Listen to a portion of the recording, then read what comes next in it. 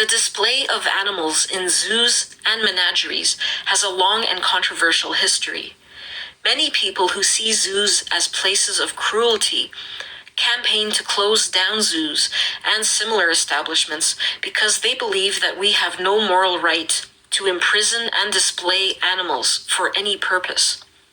They believe that zoos are a relic of an unenlightened past. Modern, well-run zoos would tend to have objectives centered around education, science, and conservation. In the past, the zoo was also seen as a place of entertainment. In the 19th century and until the middle of the 20th century, you could have a ride on a camel or an elephant at the zoo. The most famous animal ride was a bull elephant called Jumbo at London Zoo from 1865 to 1882. Queen Victoria rode on him, and he became a celebrity. When he was bought by Phineas T. Barnum for $10,000 to display in his circus, there were petitions to stop Jumbo from being exported.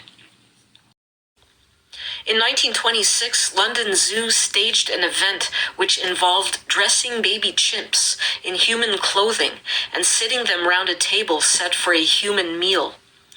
This became known as the Chimps Tea Party, and the idea took off in zoos around the world. This was a big attraction because it was seen as comedy gold. Crowds would laugh at the sight of animals in an incongruous setting. Apes have no place round a tea table. Because these animals had no clue about social etiquette, they broke things, they threw things around, and they did inappropriate things like drinking out of the spouts of teapots. The Chimps Tea Party drew audiences and made profits for zoos around the world. That is, until public perceptions about animals started to change. By the 1960s, concern about animal management in zoos had started to become an important public issue.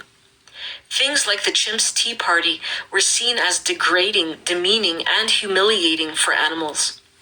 The animals themselves would not know that they were being humiliated, but more and more people were of the opinion that animals should not be used for our entertainment. A sense of moral responsibility towards animals was becoming mainstream. The camel and elephant rides and the Chimps Tea Party are now a dim historical memory of a shameful past. The modern, well-run zoo still needs people to come through the gates and still provides an element of entertainment. The entertainment now comes through providing opportunities for people to thrill and wonder at the sight of exotic animals. By the 1960s, there were calls for zoos to do much more than stop their Chimps Tea Parties and so on. Many of them had to deal with a legacy of inappropriate enclosures and cages which limited the movements of animals and provided an impoverished environment. It was noticed that many animals showed signs of extreme stress because of their environments. Stress in zoo animals shows itself in stereotypical behaviors, that is, behaviors that are repetitive and serve no function. These behaviors would include pacing. This describes repetitive movements. If they are well developed, the animal may appear to be in a trance and is not easily distracted. Self-mutilation and excessive grooming. There is a need to compulsively groom, and this can lead to baldness and painful rashes. Mindless chewing. The zoo animal may chew on the bars of their enclosures.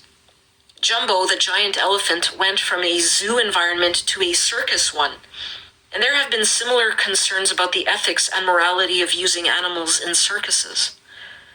The trend throughout most of the world is to move to animal-free circuses, which showcase human skills and athletic abilities. Humans can give or refuse consent. Animals cannot. The days of big cats being moved around the country in small cages or other animals forced to behave in ways that are unnatural to them are almost over. Many countries have banned the use of animals in traveling circuses. There has been a trend over the last 60 years towards animal welfare, but one animal has been exempt from that trend. That animal is the dog.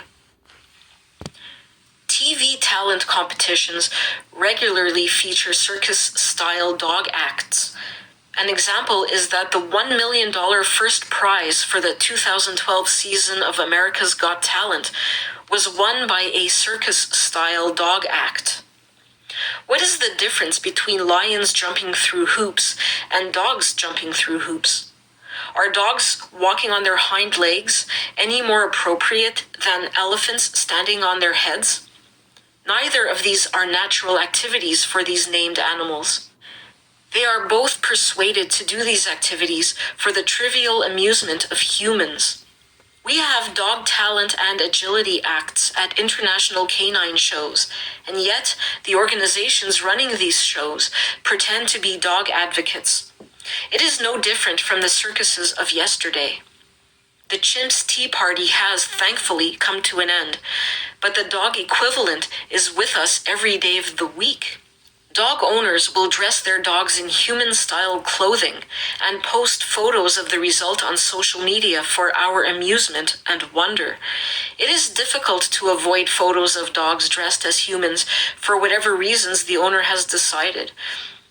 Dogs may be dressed up for a special occasion such as Halloween or Christmas, or just on a whim, or to persuade us that the dog is not really a dog and is therefore not dangerous. Like the pit bull wearing spectacles or a shower cap or a floral tiara. This sometimes has unfortunate repercussions, as in the owner attacked by their dog as they try to put a sweater or a waistcoat or a pair of pants on it. Another favorite on social media is the photograph of a dog birthday party, with dogs often wearing party hats or costumes, sitting around a table with human food. This is no less degrading and humiliating than dressing baby chimps and orangutans up and laughing at them. The dog birthday party is not done out of respect or love for the dog. It is not in the best interests of the dog. It is done for selfish human motives. Victorian zoos provided animal accommodation that was too small and did not meet the natural needs of the animals. Modern dog owners bring dogs into an environment that is totally unsuitable for the needs of the dog. They know that a human environment is unsuitable for dogs because they try to take over our football fields, beaches, parks, and other open spaces to make up for the inadequacy of the environment that they have chosen to provide in their own homes. They also want to change the human environment to suit the needs of the dog, for example, regulating firework displays. If the human environment has to be altered, then it is not suitable for dogs. A recent study showed that at least 3/4 of dogs studied showed at least one characteristic of anxiety. The correspondents rated their dog's behavior along the following 7 dimensions: compulsive behaviors, noise sensitivity, general fear, aggression, fear of heights and surfaces, inattention, and separation anxiety. When society realized the impact that zoos and circuses had on animals, it led to campaigns about changing the situation. Zoo and circus animals, it was realized, had been forced to live in unsuitable environments created for them by their human owners. These unsuitable environments caused stress. The solutions sought for the relief of stress in zoo and circus animals was, in the case of zoos, to improve and enrich the environments, and in the case of circuses, to remove the animals from the environment. Dog owners have sought a third way, and that is to blame the dog. When dogs exhibit stress behaviors, it can be explained as a personality issue, or a breed issue in the sense that certain breeds are supposed to have particular temperaments. These too would be arguments about the nature of dogs, but dog stress behavior may also be explained by the way that the dog is raised. The stress behavior is then portrayed as an interaction of the dog's thinking and its environment. Stress-related behavior in dogs is often given a psychiatric type designation, such as depression or anxiety. separation, and otherwise. Stressed dogs can be given psychotherapy in the form of obedience training to make them conform to the human ideal of what a dog should be, or they can be given medication.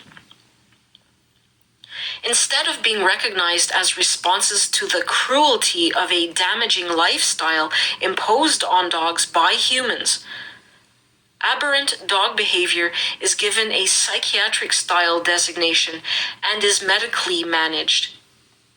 The human response to this cruelty is then sold off as kindness and good animal management. Some of the points I've made here may be misinterpreted as supportive of dogs. I am far away from that. Society has an unwillingness to recognize the cruelty of keeping dogs as pets.